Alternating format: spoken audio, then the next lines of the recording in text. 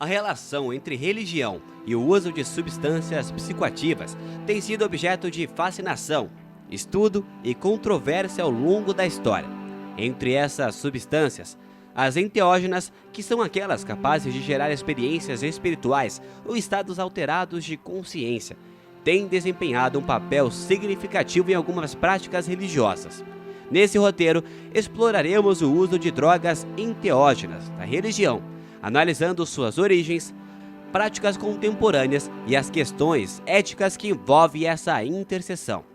O uso de enteógenos na religião remonta a tempos antigos, com culturas indígenas em várias partes do mundo, empregando essas substâncias em rituais espirituais.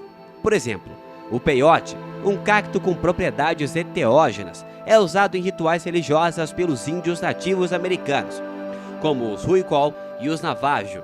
Da mesma forma, a ayahuasca, uma bebida à base de plantas enteógenas, é usada em cerimônias religiosas em culturas indígenas da Amazônia. No século XX, houve um ressurgimento do interesse pelo uso de enteógenos na religião. O movimento do Santo Daime, uma religião sincrética originária do Brasil, utiliza a ayahuasca em seus rituais, acreditando que ela permite a comunhão direta com Deus. Da mesma forma, a Igreja Nativa Americana obteve proteção legal para usar o peiote em suas cerimônias religiosas nos Estados Unidos. O uso de enteógenos na religião gera várias questões éticas e legais. Um dos principais dilemas envolve a liberdade religiosa versus a proibição de substâncias controladas. Em muitos países, o uso de enteógenos é ilegal, o que coloca em conflito a liberdade religiosa de grupos que os utilizam em seus rituais. Além disso, a segurança do uso de enteógenos é uma preocupação importante. Embora muitos defensores argumentem que essas substâncias são seguras quando usadas em contextos religiosos supervisionados, existem riscos potenciais para a saúde, especialmente quando consumidas sem orientação adequada. Aqueles que defendem o uso de enteógenos na religião frequentemente descrevem as experiências geradas por essas substâncias como profundamente espirituais. Eles argumentam que essas substâncias permitem uma conexão direta com o divino, uma expansão da consciência e a oportunidade de explorar questões existenciais e espirituais. Em muitas partes do mundo, a sociedade contemporânea continua a debater o uso de enteógenos na religião.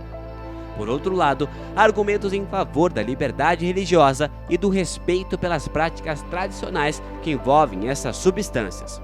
Por outro lado, preocupações com a segurança e o potencial abuso de enteógenos levaram a restrições legais e regulamentações.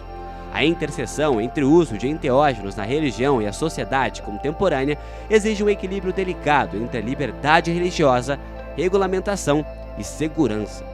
Muitas nações têm tentado encontrar soluções intermediárias que permitam o uso religioso controlado de enteógenos, mas com salvaguardas para proteger a saúde pública. O uso de enteógenos na religião é um tópico complexo e multifacetado, que envolve questões legais, éticas e espirituais.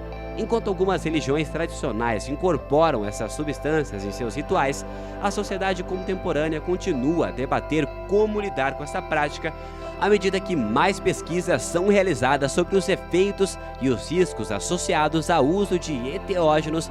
É provável que o debate em torno desse tema continue a evoluir, independentemente da posição de cada um. A interseção entre religião e enteógenos é um exemplo vivido da complexidade das questões religiosas na sociedade moderna.